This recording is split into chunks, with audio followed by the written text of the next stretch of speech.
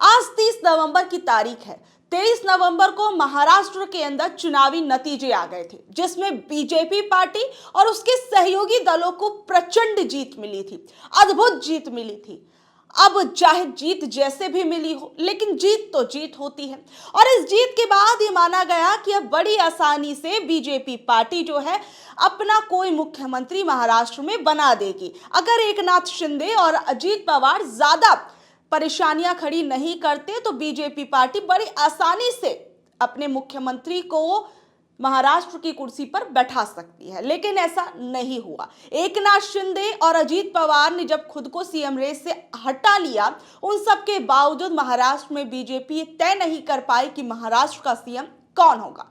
इस बीच में जहां कल ही एकनाथ शिंदे अमित शाह से मुलाकात करके आते हैं, काफी लंबी ये बैठक चलती है और इस मुलाकात के बाद जब वो महाराष्ट्र लौटते हैं तो कहा गया कि महायुति के बड़े दलों के बीच एक बड़ी बैठक होने वाली है और इस बैठक के बाद जो है हो सकता है कि महाराष्ट्र का मुख्यमंत्री कौन होगा इस बात से पर्दा उठ जाएगा। लेकिन ऐसा नहीं हुआ।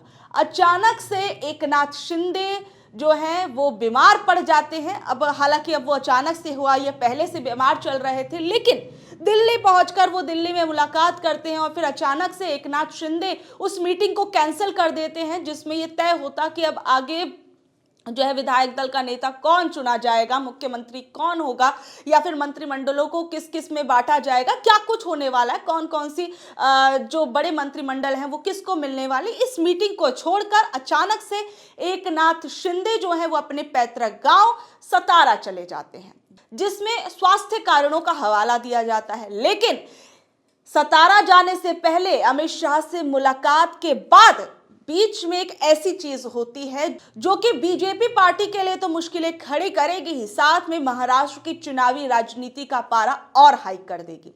अब आप सोचेंगे कि आखिर में अमित शाह से मुलाकात के बाद और एकनाथ शिंदे के अपने गांव जाने से पहले ऐसा क्या हो गया बीच में। तो मैं आपको बता दूं कि एकनाथ शिंदे ने अपने बंगले वर्षा पर, अपने आवास पर शरद पवार के एक बेहद करीबी नेता जितेंद्र आव्हाड से बातचीत की। और जो ये जितेंद्र आव्हाड है, ये शरद पवार की समझ लीजिए आप परछाई माने जाते हैं। और शरद पवार को तो कौन नहीं जानता, राजनीति के चाणक्य माने जाते हैं। हालांकि उनकी पार्टी की परफॉर्मेंस इस चुनाव के अंदर काफी ज्यादा खराब रही और यहां तक कि जो अजीत पवार थे उन्होंने एक तरीके से अच्छी खासी जीत हासिल की और ज्यादा से ज्यादा अपने विधायकों को जिताया। लेकिन अजीत पवार से अगर अलग हटके हम शरद पवार को देखें तो शरद पवार महाराष्ट्र की राजनीति के अंदर एक ऐसा चेहरा है जिससे आप समझ सकते हैं कि जो काफी कुछ, या कहे कि महाराष्ट्र के मौसम को बदलने का काम भी कर सकते हैं। लेकिन अब शरद पवार के एक बेहद करीबी नेता से जब एकनाथ शिंदे मिलते हैं तो इस मीटिंग के अंदर क्या कुछ हुआ होगा ये अपने आप में बेहद जरूरी हो जाता है समझना, महाराष्ट्र की सियासत को समझना। क्योंकि आप सोचिए, अमित शाह से मुलाकात होती है, उसके बाद एकनाथ शिंदे जो हैं वो शरद पवार के नेता से बातचीत करते हैं, फिर अचानक से स्वास्थ्य कारणों का हवाला देकर गांव चले जाते हैं अपने सतारा। और कहा जाता है कि वो सतारा तब जाते हैं, अपने पैतृक आवास पर तब जाते हैं जब वो कुछ बहुत ज्यादा सोच रहे होते हैं, उन्हें कोई मंथन करना होता है कई बार लोगों को, जब वो परेशान होते हैं, दुखी होते हैं, कोई बहुत बड़ी चीज सोचनी होती है तो कोई ऐसा कंफर्ट प्लेस अपना ढूंढते हैं जहां पर वो जाएं, सोचे समझे और फिर उसके बाद एक तरोताजगी के साथ वापस आए। अब एकनाथ शिंदे वाकई में कुछ सोच रहे हैं, कुछ उनके दिमाग में अलग चल रहा है। क्योंकि आप सबसे बड़ी चीज देखिए कि आप पहले ये मुलाकात को समझिए। शरद गुट के नेता जितेंद्र आव्हाड से मिले एकनाथ शिंदे, महाराष्ट्र का सियासी पारा हाई। महाराष्ट्र का सियासी पारा चुनाव के नतीजों के बाद हाई है। अभी तक जहां महायुति सीएम के नाम पर कोई फैसला नहीं ले सकी, वहीं महाविकास अघाड़ी के घटक दल एनसीपी एसपी के नेता जितेंद्र आव्हाड ने एकनाथ शिंदे से मुलाकात की और शरद पवार गुट के इस नेता ने एकनाथ शिंदे के बंगले पर मुलाकात की। और शरद पवार गुट के इस नेता की मुलाकात के बाद महाराष्ट्र की सियासत का पारा हाई नजर आ रहा है। सबसे बड़ी चीज आप समझिए, महाराष्ट्र के अंदर एकनाथ शिंदे ने ये साफ कर दिया कि वो किसी भी मंत्री पद पर नहीं रहेंगे और वो जो है उप मुख्यमंत्री भी नहीं बनना चाहते। वो अपने पार्टी में से किसी व्यक्ति को आगे करेंगे, अपनी पार्टी के लोगों को आगे करेंगे और फिर उसके बाद वो संगठन के विस्तार करने में लग जाएंगे। और संगठन का विस्तार करने का मतलब आप समझ सकते हैं, महाराष्ट्र के अंदर बीजेपी के लिए कहीं ना कहीं एक चुनौती बन सकती है। एक तरफ जहां क्योंकि वो अभी पहले से ही मजबूत हो गए हैं, उद्धव ठाकरे की पार्टी के मुकाबले एकनाथ शिंदे ने अपने आप को ये प्रूफ किया है ज्यादा से ज्यादा विधायकों को जिताकर कि एक तरीके से जो असली शिवसेना की लड़ाई थी, नकली शिवसेना की लड़ाई थी, उसमें वो काफी आगे चल रहा है, इसमें कोई दो राय नहीं है। लेकिन सबसे बड़ी चीज अब आप देखिए कि अक्सर ये माना जाता है कि बीजेपी पार्टी जिसके भी साथ रहती है या फिर जिसके साथ भी गठबंधन करती है, जिस क्षेत्रीय दल के साथ भी अगर वो गठबंधन करती है, तो कहीं ना कहीं वो अपने क्षेत्रीय दलों के लिए खतरा पैदा कर देती है और या तो एक तरीके से उसे समाप्त कर देती है।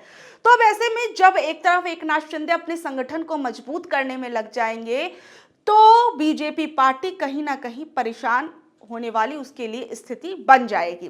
और अब एकनाथ शिंदे जब कल मुलाकात के बाद आए, उसके बाद उन्होंने शरद पवार गुट के नेता से बातचीत की, फिर उसके बाद जब वो सतारा जाने लगे तो उसको लेकर उनके ही एक नेता उदय सामंत का बयान आया।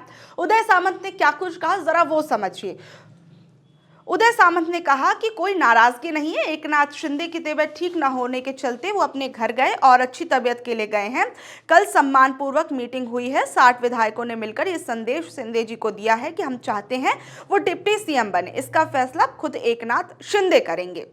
उदय सामंत ने कहा कि उनका सरकार में रहना जरूरी है, लाड़की बहना योजना वही लेकर आए, इसलिए उनका सरकार में रहना बेहद जरूरी है। एक बार फिर से देवेंद्र फडणवीस, एकनाथ शिंदे और अजीत पवार की मीटिंग होगी जिसमें गहराई से मंत्रिमंडल पर चर्चा होगी। हमारी ऐसी इच्छा है कि एकनाथ शिंदे सरकार का हिस्सा रहें। और आपको ये भी बता दें कि गुरुवार की देर रात दिल्ली में महायुति के तीनों नेता एकनाथ शिंदे, अजीत पवार और देवेंद्र फडणवीस ने अमित शाह से मुलाकात की थी और इस बैठक में जिसके बाद ये कहा गया कि अब एक बैठक मुंबई में होगी, इसके बाद सीएम पद को ऐलान हो जाएगा कि सीएम कौन बनेगा। अब मीटिंग तो नहीं हुई, उदय सामंत ने एकनाथ शिंदे की खराब तबीयत को लेकर भी बयान दे दिया कि वो काफ़ी ज़्यादा बीमार थे, अब सोचने चले गए, समझने चले गए। अब लेकिन सबसे बड़ी चीज़, सब कुछ जब सेट होता हुआ नजर आ रहा है, महाराष्ट्र की राजनीति की तस्वीरें सब कुछ साफ होती नजर आ रही है, तो फिर किस बात की देरी की जा रही है? क्या किस किस को कौन कौन से मंत्रालय दिए जाएंगे, क्या उन पर बात नहीं बन पा रही है, क्या उसमें पेच फंस रहा है, या फिर एकनाथ शिंदे की मंशा भी कुछ और है, अभी भी वो सोच रहे हैं कि उन्हें मुख्यमंत्री बनाया जा सकता है, और या फिर बीजेपी पार्टी कुछ और खेल करने की सोच रही है। बहरहाल अब महाराष्ट्र की राजनीति में जो कुछ चल रहा है मैंने आपको बताया। अब आप इस चीज को किस तरीके से नापते तोलते नीचे दिए गए कमेंट बॉक्स में जरूर बताइएगा और ऐसी अपडेट्स जुड़े रहने के लिए देखते रहिए ऑनलाइन न्यूज भारत। मैं आपके साथ शालिनी, धन्यवाद।